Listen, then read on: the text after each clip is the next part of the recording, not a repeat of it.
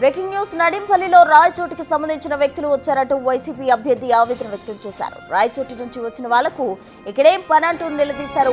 దీంతో TDP versus YCP అన్నట్టుగా పరిస్థితి కొద్దిసేపు ఉద్రిక్తంగా మారింది. దీంతో వెంటనే పోలీసులు అలర్ట్ అయి ఇరు వర్గాలను చెదరగొట్టారు.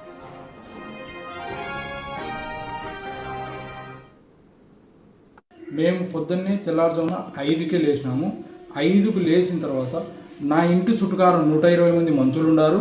పైగా రోడ్లో డిన్నర్ పెట్టుకుంటున్నారు. ఆ డిన్నర్ కాడ కూడా బయట ఊరోళ్ళు, ఈ ఊరోళ్ళు ఎవరు లేరు. నా ఇంటి చుట్టుకారం 120 మంది మనుషులు వచ్చినారు. ప్లస్ రూములు అని ఉంది మా సచివాలయం ఎదురుగా. ఆ రూముల దగ్గర 200 మంది పైన ఉన్నారు. కట్టెలు పట్టుకొని మరి వాళ్ళు బెదిరించినారు. ఓటర్లను ఎవరినే కానీ రావద్దని ప్రలోభాలు పెడుతున్నారు. ఇళ్ళలోకి పోయి కొడుతున్నారు. మా జనరల్ ఏజెంట్గా పొద్దున ఇంటికి వచ్చా అంటే నా ఇంటికాడికి వచ్చి బండ్లలో ఎంపలాడి కట్టెలతో కొడుతున్నారు. ఎట్లా అంటే అట్లా మాట్లాడుతున్నారు. ఆడోళ్ళు కానీ మగోళ్ళు కానీ ఎట్లా పోతారు ఏజెంట్లుగా చేయనికి? ఈ ఎలక్షన్లు జరిగేదానికే లేదంటే ఏం చేయాలని మీరు నాకు అర్థం కావడంలే. కానీ పర్మిషన్ ఎట్లా ఇచ్చినారు నాకు అర్థం కాదు. మా ఊర్లో పోలింగ్ బూత్ దగ్గర డిన్నర్ చేసుకోనికి పర్మిషన్ ఏ విధంగా ఇచ్చినారు? ఎవరు పర్మిషన్ ఇచ్చినారు? షేమ్యాలు వేసుకోనికి డిన్నర్లు పెట్టుకోనికి ఎవరు ఇచ్చినారు పర్మిషన్? మీ అంటే ఎలక్షన్ కమిషన్ ఉందా లేదంటే నిర్వీర్యం అయిపోయిందా? లేదంటే వన్ సైడ్ చేయాలని ఫిక్స్ అయిపోయినారా మీరేమన్నా? ఎలక్షన్ సామాన్యంగా జరిగితే గెలిచేది నేనే, దాంట్లో డౌట్ లేదు. అందరికీ భయం పడింది. ఈ భయం అనేది అందరికీ చుట్టుకుంది. ఇప్పుడు నా పోలింగ్ బూత్ దగ్గర 100 నుంచి 120 మంది మనుషులు ఉన్నారు. అందరినీ ఎవరు పోయినా కానీ రోడ్లో ఎవరు పోయినా కానీ వాళ్ళని బెదిరించినారు. ఎవడన్నా వచ్చే కాళ్ళు ఇరగొడతాం, కట్టెలు పెట్టుకొని తిప్పుకొని మరీ చేస్తాం. ఇక నడింపల్లిలో రాయచోటికి సంబంధించిన వ్యక్తులు వచ్చారని వైసీపీ అభ్యర్థి ఆవేదన వ్యక్తం చేయడం మనం బిగ్ టీవీ స్క్రీన్ పై చూడడం జరిగింది. దీనికి సంబంధించి మరిన్ని అప్డేట్స్ అందించేందుకు మా అసోసియేట్ ఇన్ఫుటేటర్ గణేష్ సిద్ధంగా ఉన్నారు. గణేష్, ఇప్పటికే కొన్ని ప్రాంతాల్లో ఉద్రిక్త పరిస్థితులు చోటు చేసుకుంటున్నాయి. అసలు ఎలక్షన్ కమిషన్ ఏమైందంటూ కూడా అటు వైసీపీ అభ్యర్థి ఆవేదన వ్యక్తం చేస్తున్న పరిస్థితి ఏంటా డీటెయిల్స్? ఎస్, అంటే నడింపల్లిలోనే రాయచోటికి సంబంధించిన అనేక మంది వ్యక్తులు వచ్చారు. అక్కడ ఓట్లు వేయకుండా అడ్డుకుంటున్నారనేది వైసీపీ తీవ్ర ఆరోపణలు చేస్తుంది. దీనిపైన ఎన్నికల కమిషన్ సంబంధించిన అధికారులకు చెప్పాలంటే ఎన్నికలకు సంబంధించిన అధికారులు ఎవరు కనిపించట్లేదు అనేది అక్కడ వాళ్ళు చెప్తున్నది. ఎందుకంటే ఉదయం నుంచి కూడా 7 గంటల నుంచి పోలింగ్ ప్రారంభమైన తర్వాత నడింపల్లిలోన ఒక ఘర్షణ వాతావరణం నెలకొంది. ఓట్లు వేయడానికి వస్తున్న వాళ్ళని రాయచోటు నుంచి వచ్చిన కొంతమంది మమ్మల్ని అడ్డుకుంటున్నారు, వాళ్ళు మాత్రం ఓట్లు వేయాలని చూస్తున్నారు. నిజంగా వాళ్ళు ఓటర్లా కాదు, వీళ్ళని అడ్డుకోవడానికి పోలీసులు కావచ్చు, లేకపోతే ఎన్నికల కమిషన్ కావచ్చు, ఏ విధమైన చర్యలు తీసుకోవటం లేదనేది వైసీపీ చెప్తున్న మాటలు. అయితే ఇదే సిచ్యువేషన్ అనేక ప్రాంతాల్లో కనిపిస్తుంది. మనకు టోటల్గా చూసుకుంటే ఇప్పుడు కానేపల్లిలో తీసుకుంటే కానేపల్లి కూడా ఇదే విధమైన దీనికి ఆపోజిట్ అయిన ఒక ఆరోపణ మనకు కనిపిస్తుంది. కానేపల్లిలోన మేము ఓట్లు వేయడానికి వెళ్తుంటే మా స్కార్పియో మీద దాడి చేశారు, మమ్మల్ని ఓట్లు వేయకుండా చేశారని టీడీపీ వాళ్ళు వైసీపీ వాళ్ళ మీద ఆరోపణ చేస్తున్నారు. టోటల్గా దాదాపు 15 బూతుల్లో కూడా ఇదే సిచ్యువేషన్ కనిపిస్తుంది అక్కడక్కడ. మనం చాలా చోట్ల అందుకనే పోలీసులు ఇప్పటికే ముందుగానే భారీ బందోబస్తుతో పాటు 15 ప్రాంతాలను కూడా సమస్యాత్మక ప్రాంతాలుగానే గుర్తించారు. ఇందుకు సంబంధించిన పర్యవేక్షణ కూడా చేస్తున్నారు. అంటే ఇప్పుడు డిఐజీ మన బిగ్ టీవీతో మాట్లాడిన సందర్భంలో కోయ ప్రవీణ్ డిఐజీ చెప్పిన మాట ప్రకారం ఇప్పటికీ సిచ్యువేషన్ అండర్ కంట్రోల్లో ఉంది, కానీ చిన్న చెదురుమదురు ఘటనలు జరుగుతున్నాయి. పోలీసులు పూర్తి స్థాయిలో బందోబస్తు ఏర్పాటు చేశారు.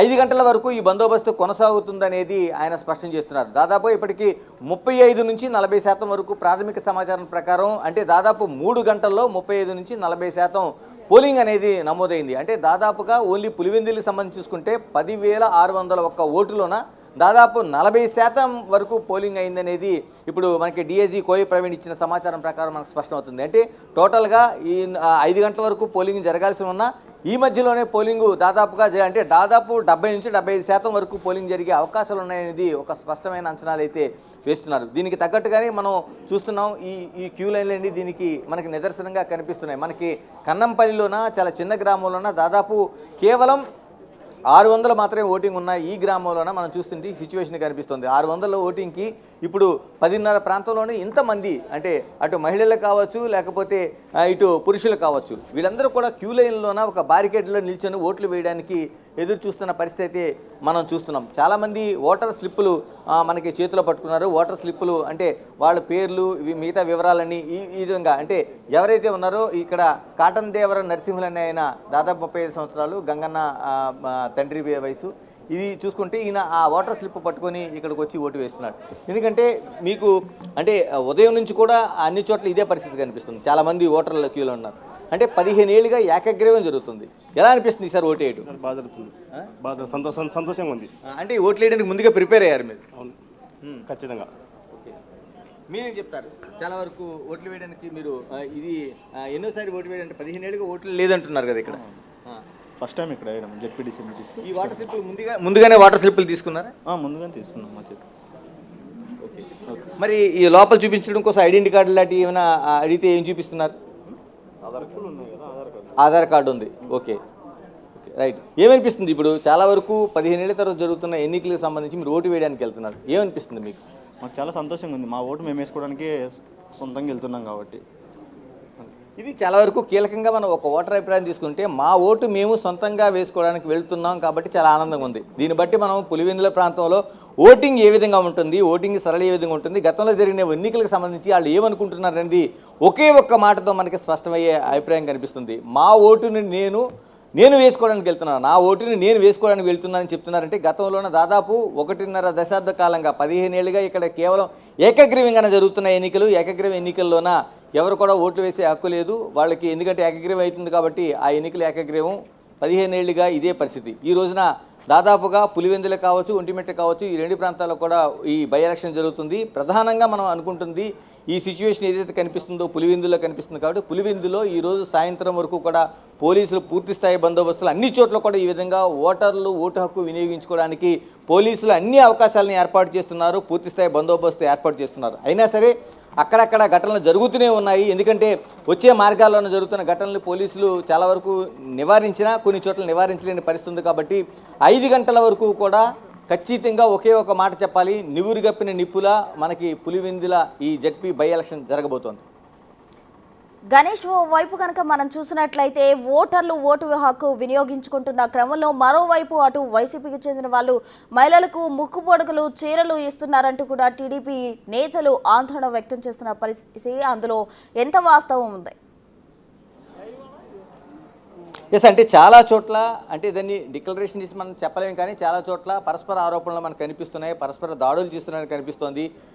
కొందరు టీడీపీ నాయకులు బయటకు వచ్చి వైసీపీ లీడర్లు మహిళలకి ముక్కుపుటకలు చీరలు ఇటువంటి ప్రలోభాలు ఇస్తూ ఓట్లు వేయించుకోవడానికి ప్రయత్నం చేస్తున్నారని ఒక ఆరోపణలు చేస్తున్నారు. మరోవైపు తెలుగుదేశానికి చెందింది కూడా వాళ్ళు కూడా ఇదే ఆరోపణలు చేస్తున్నారు. కానీ మహిళలు ఎందుకోసం వచ్చారో తెలియదు, కానీ అన్ని చోట్ల మాత్రం ఇదిగో ఈ విధంగా మనకు కనిపిస్తున్న చోట మహిళలు పూర్తి స్థాయిలో మహిళలు మాత్రం బారులు తీరి కనిపిస్తున్నారు. కొత్తగా ఓటు హక్కు వినియోగించుకుంటున్న వారు కూడా ఇందులో చాలామంది కనిపిస్తున్నారు, మనం చూడొచ్చు. ఎందుకంటే చాలా వరకు రాయలసీమలో ఓటింగ్ అనేదానికి గ్రామాల్లో మనం చూసుకుంటే జెడ్పీటీసీ ఎలక్షన్స్కి సంబంధించి చూసుకుంటే ఉదయం పూట వ్యవసాయ పనులు జరుగుతాయి కాబట్టి వాళ్ళు మధ్యాహ్నం తర్వాత మాత్రం ఓటింగ్లో చాలా ప్రాంతాల్లో మనకు కనిపిస్తూ ఉంటుంది. కానీ ఈసారి మాత్రం 7 గంటలకి పోలింగ్ ప్రారంభమయ్యే సమయానికి చాలామంది 6 గంటలకి అనేక చోట్ల బారులు తీరి మనకు కనిపిస్తున్నారు. ఇందులో వృద్ధులు అన్ని వయసుల వారు కూడా మనకి ఇక్కడ కనిపిస్తున్నారు. చాలా వరకు గుమ్మనంగా ఉంటున్నారు. అంటే మాట్లాడడానికి మీరు అంతకుముందు ఓటు వేశారా మీరు ఎప్పుడైనా? వేయలేదు. ఇది ఫస్ట్ టైం వేస్తున్నారు ఓటు. ఏది మీ ఓటర్ స్లిప్పు? ఇక్కడ మనం చూడొచ్చు, ఓటర్ స్లిప్ చేతిలో పట్టుకున్నారు. తర్వాత ఓటర్ ఐడి కార్డు కూడా, ఓటర్ గుర్తింపు కార్డు కూడా పట్టుకొని ఇక్కడ ఉన్నారు. మీ పేరేంటి? పుల్లమ్మ. ఓకే, అంటే అంతకుముందు ఈ పంచాయతీ ఎన్నికలు ఎప్పుడు ఓటు వేయలేదు మీరు అసలు? రాలేదు, ఓటే రాలేదు. ఇది మనం టోటల్గా చూడాల్సిన పరిస్థితి ఏంటంటే మహిళలు గతంలో కూడా ఎప్పుడు ఓటు వేయలేదు, ఓటు వేయడానికి అవకాశం కూడా లేదు. ఎందుకంటే ఏకగ్రీవంగా జరిగిన ఎన్నికలు కావచ్చు, లేకపోతే మిగతా సిచ్యువేషన్లోన ఒక సాధారణంగానే పులివెందులు అంటే ఒక భయాందోళన కలిగే ప్రాంతం కావచ్చు. దీనివల్ల చాలా వరకు మహిళలు బయటకు వచ్చి ఓటు వేసే పరిస్థితి గతంలో ఉండకపోవచ్చు. అందువల్ల ఈసారి మాత్రం ప్రశాంతంగా పోలీసులు నిజంగానే దాదాపుగా ఒక చిన్న ప్రాంతంలో అంటే 15 బూతులు ఉండే పులివెందులోన 10,000కి సంబంధించి ఉన్న 10,000 కేవలం 10,000 మంది ఓటర్లు ఉండే ఈ జడ్పీటీసీ బై ఎలక్షన్లోన 600 మంది పోలీసులు, ఒక డీజీపీ, ఎస్పీ, డిఎస్పీ ఇలా ఈ స్థాయిలోన మోహరించి ఉన్నారంటే ఖచ్చితంగా ప్రశాంతంగా ఓటింగ్ జరగాలని మేము అనుకుంటున్నాం. కాబట్టి పోలీసులు ఈ బందోబస్తు ఏర్పాటు చేశామంటున్నారు. దీంతోపాటు మహిళలు కూడా పెద్ద ఎత్తునే మనకి వాళ్ళు క్యూ లైన్లు కనిపిస్తున్నాయి. చాలా వరకు ఆరోపణలు, పరస్పర ఆరోపణలు, చిన్న చిన్న ఘర్షణలు రెండు పక్షాల నుంచి కూడా జరుగుతున్నాయి. అందుకనే పోలీసులు ప్రివెంటివ్ అరెస్టులని అటు టీడీపీ వాళ్ళని చేస్తున్నారు, వైసీపీ వాళ్ళని చేస్తున్నారు. గృహ నిర్బంధాల్లోన వైసీపీ వాళ్ళని పెడుతున్నారు, టీడీపీ వాళ్ళని పెడుతున్నారు. అందుకని ఎన్నికలు 5 గంటల వరకు ప్రశాంతంగా జరగాలనే సిచ్యువేషనే మనకి ఇక్కడ పోలీసులో కనిపిస్తోంది. Thank you Ganesh.